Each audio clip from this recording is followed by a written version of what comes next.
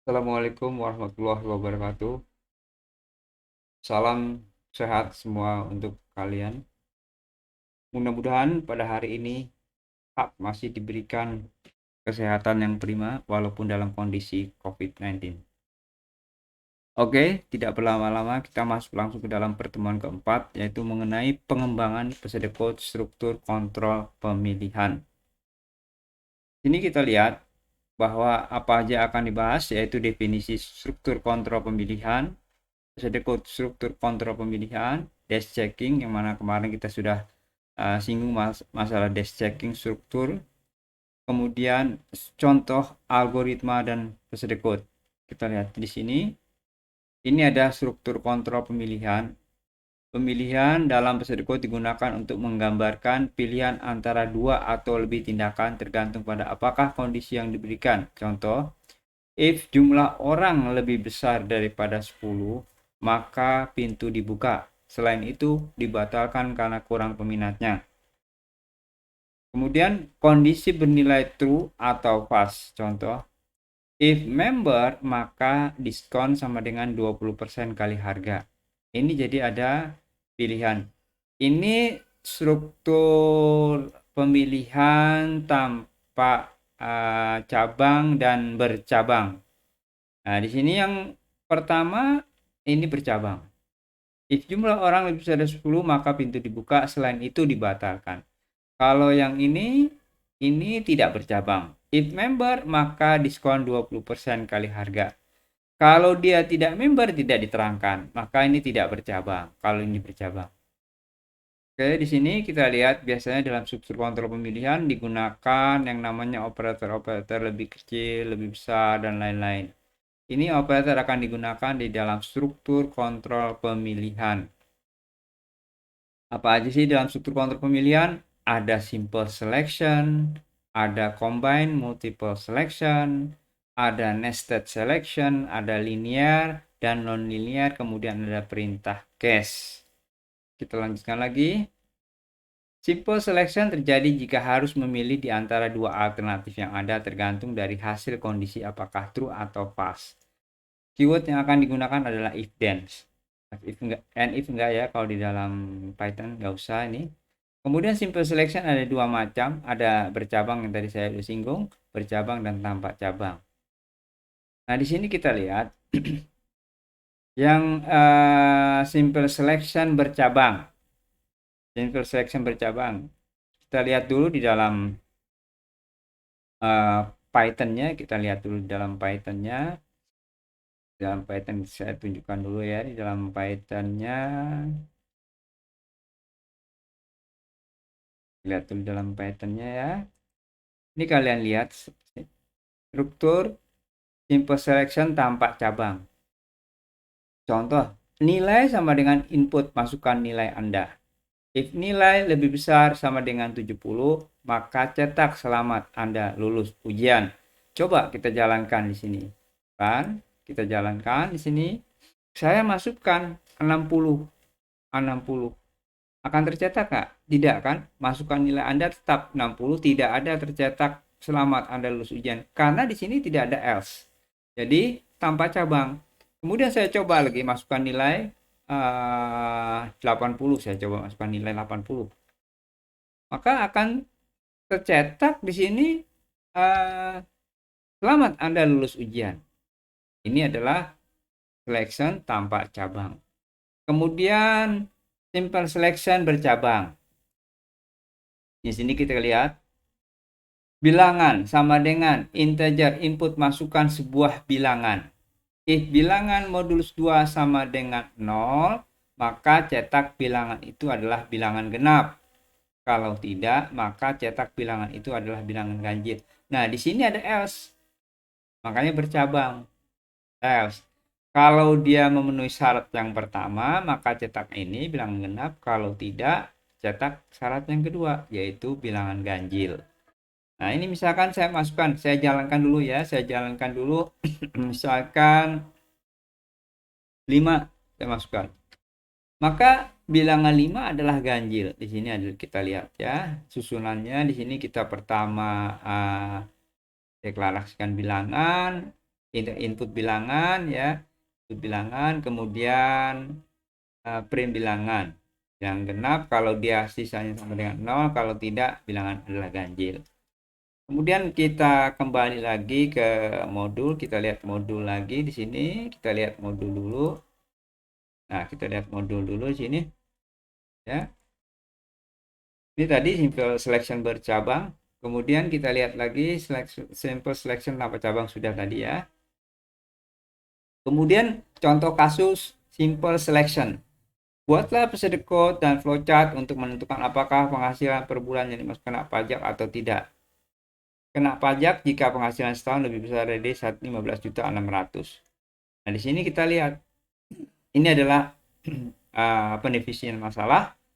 Penghasilan per bulan, output adalah keterangan, prosesnya adalah total penghasilan, dan jika total penghasilan lebih besar, maka keterangan kena pajak. Ini outline-nya, kalian sudah tahu, minggu yang kemarin kita sudah bahas. Dia total penghasilan sama dengan, ini adalah prosesnya, outputnya adalah cetak keterangan. Kemudian ini adalah algoritma yang menggunakan algoritma procedure code, di mana ada deklarasi, ada deskripsi. Kemudian ini adalah desk checking, juga kalian sudah tahu bagaimana caranya. Kalau kalian melakukan test plan langsung data, kalian masukkan langsung hasil. Keterangannya kalau misalkan 900.000 misalkan tidak kena pajak. Kalau misalkan 3.500.000 kena pajak. Misalkan seperti itu. Ya. Nah, kita lihat dulu ke dalam Python. Saya lihat dulu Python-nya di sini. Kita lihat Python-nya dulu. Python-nya kita lihat. Ini set Python-nya kita lihat dulu. Nah, ini kita lihat Python. Ini mana tadi? Nah, ini tadi di dalam modul kalian program kena pajak. Saya copy paste ke dalam Python bahwa misalkan dia program kena pajak apabila dia gajinya melebihi dari 15.600.000 rupiah. Di sini ada deklarasi, string, keterangan, dan long gaji. Tetapi kita menggunakan program Python, deklarasi ini tidak digunakan lagi. Kita langsung buat contohnya ini sesuai dengan algoritma procedure code yang ada di sini. Kita berikan di sini ya. Pertama, apa yang diminta di deskripsi? Baca gaji, artinya input. Kita input gaji. Gaji sama dengan integer input masukkan gaji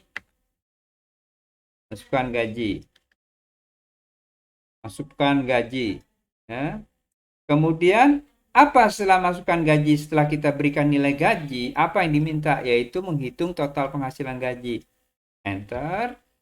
Total penghasilan saya singkat TTL penghasilan sama dengan yaitu gaji dikali gaji dikali 12. Gaji dikali 12. Oke, kita enter lagi. Kemudian setelah kita menghitung total penghasilan, kemudian kita kondisikan apakah total penghasilannya lebih besar dari 15.600.000 atau tidak. Kita buat if total PTL.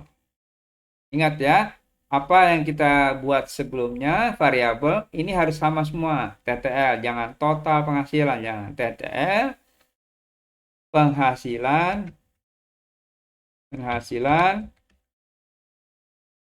lebih besar sama dengan ini spasi dulu ya. Ini spasi supaya kelihatan lebih besar dari 15.600.000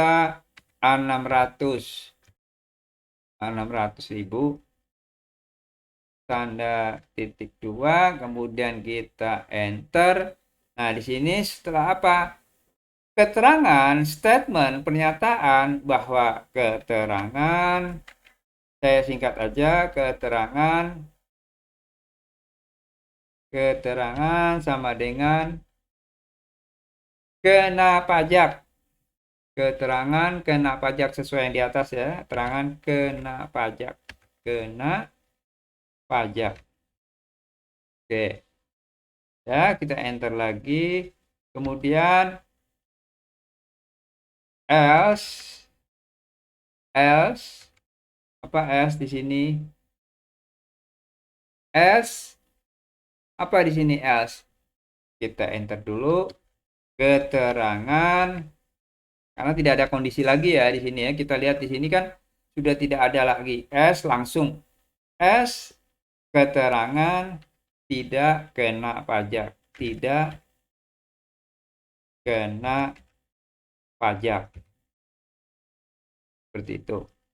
Oke, nah itu apa yang kita lakukan, ini semua nih udah keterangan tidak kena pajak, cetak keterangan. Oke, enter, cetak keterangan artinya print dalam kurung, oke, F, kemudian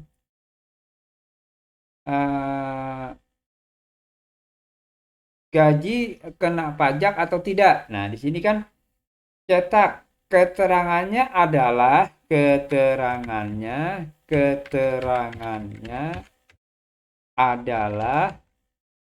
adalah titik 2 cat enter, kemudian tanda petik ya, tanda petik, udah sih, udah semua. Ini kita lihat di sini keterangan kena pajak, enter nih, sini masuk ya, coba kita lihat sini. Nah, ini keterangannya adalah titik 2 kena pajak. Nah, di sini kita lihat ya, coba kita lihat dulu. Oke, kita lihat dulu ya, kita jalankan dulu apakah salah atau tidak. Kita lihat syntax error, kenapa nih, print F keterangan adalah ket. Nah, di sini kita lihat tidak kena pajak, kena pajak. Nah, di sini kenapa nih salah nih? Nah, F ini kita lihat nih, kita betulkan juga di sini, kita betulkan, coba ya, kita betulkan. Nah, ini keterangannya adalah, coba ya, keterangannya adalah print, betul. Coba kita jalankan dulu ya, apa yang salahnya. Nah, ini dia udah. Kita masukkan gaji misalkan 800.000.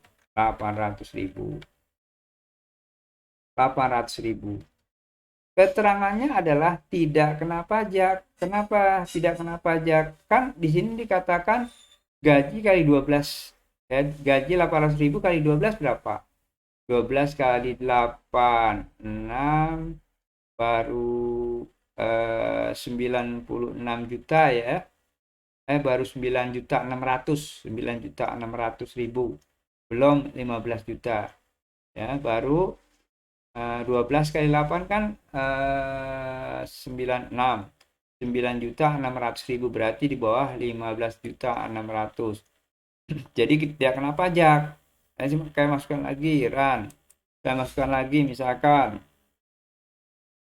lagi misalkan 2 juta, gajinya 2 juta misalkan, enter, kena pajak. Kenapa? 202 juta kali 12 ini kan 24 juta, melebihi 15 juta. Artinya seperti itu. Kalian bisa dimengerti. Nah, kalau ingin lebih mengerti lagi, kalian ulang lagi, coba lagi seperti itu. Oke, kita kembali lagi ke modul.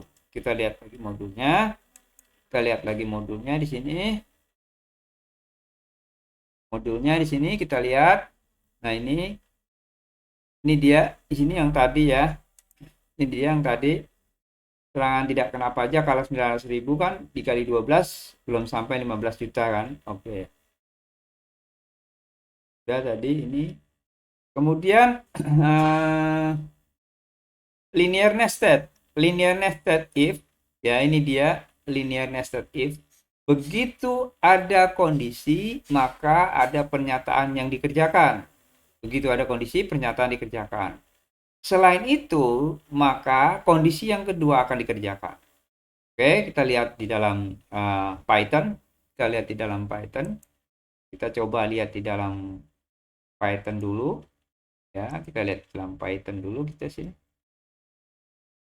Ini mana ya tadi ya? Simple selection. Ya tadi ya. Nah, ini dia. If ukuran S, tadi linear nested if ya. If ukuran sama dengan S, maka harga sama dengan 35.000. Selain itu, ukuran sama dengan M, maka harga 50.000.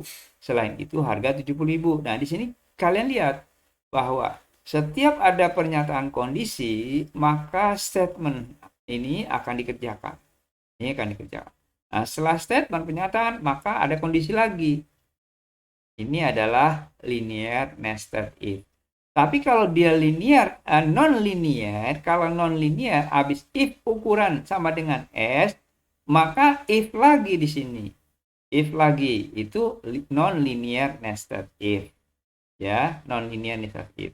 Seperti itu. Kita lihat contoh di sini. Linear nested if. Ukuran input, ya, ukuran input, kita print dulu ya, di sini kita print dulu. Saya masukkan ukuran, kita masukkan ukuran baju, if ukuran sama dengan S, maka harga 35.000. Saya masukkan ukurannya adalah L misalkan. Karena saya pengen lihat nih harga L berapa kalau ukuran baju L. Oh, harga ukuran baju L ini 70.000. Nah, ini dia karena S terakhir 70.000. Saya jalankan lagi. Misalkan saya masukkan ukuran M. Saya masukkan ukuran N. Oh, M ukurannya adalah harganya 50.000. Nah, seperti itu ya. Kemudian kita kembali lagi ke modul. Kita lihat lagi modulnya. Ini kita lihat modulnya lagi. Modulnya lagi nih, lihat SLF. Kemudian yang ini yang tadi ya, ini yang tadi nih. Kemudian yang non linear kalian coba lagi, ini sama aja, hampir sama yang tadi. Karena saya langsung aja ke cache yang cache ya, perintah cache. Perintah cache seperti ini. saya masuk lagi ke dalam Python-nya, kita lihat lagi dalam Python-nya. Kita lihat lagi dalam Python-nya. Coba kita lihat lagi di dalam Python. Cache ya, ini dia. Ini seperti ini. Definisi satu, kalau kita menggunakan Python, biasanya kita menggunakan function. Function yang pertama, cetak nasi goreng. Function yang kedua, cetak mie goreng. Function yang ketiga, cetak capcay. Misalkan seperti itu. Kemudian, print menu makanan. Kita akan lihat nih. Kita akan tampilkan di dalam display. Print menu makanan. Titik-titik, 1 nasi goreng, 2 mie goreng, 3 capcay. Cache, input pilihan makanan 1 sampai 3 ini dia. 1 sampai 3. Kita langsung masuk, jalankan dulu ya. Kita jalankan dulu, run. Nah, dia ini otomatis tampil karena dia di print. Ya, print menu makanan 1 nasi goreng. Kita pilih nih dari 3 ini. Kita misalkan pilih 2. Kita pilih 2. Nah, pilihan makanan 2, yaitu berarti mie goreng. Saya masukkan lagi, saya jalankan lagi. Menu makanan kita masukkan 3. Pilih makanan 3 berarti capcay, ini dia. Seperti itu ya. Jadi cache itu sebetulnya menyingkat perintah if else yang terlalu banyak. If else elif. Jadi menyingkat daripada if yang nested linear ya. Ini menyingkat nested linear. Kita menggunakan cache. Cache lebih mudah. Oke, kita kembali lagi ke dalam modul. Kita kembali lagi dalam modul, kita lihat modulnya. Ini. Nah, ini dia. Nah, ini ada latihan. Nanti saya akan berikan latihan. Sekalian kerjakan hari ini juga. Saya berikan waktu 1,5 jam lah sesampai selesai. Kalian kumpulkan langsung ya di bagian tugas. Kalian kumpulkan langsung. Kalian simpan di dalam drive. Kalian kumpulkan langsung. Saya akan nilai hari ini atau besok. Saya akan keluarkan nilainya. Ya, oke. Sampai di sini pertemuan hari ini. Saya rasa kalau memang ada tugas, nanti saya berikan tugas, tapi saya lihat dulu nanti ya, kalau memang ini kayaknya disuruh sih berikan tugas nih, karena di dalam BSI itu menyarankan Pak setiap minggu kasih tugas Pak mahasiswa, karena kita online. Oke, kalau gitu lihat nanti. Oke, sampai di sini dulu pertemuan hari ini. Wassalamualaikum warahmatullahi wabarakatuh.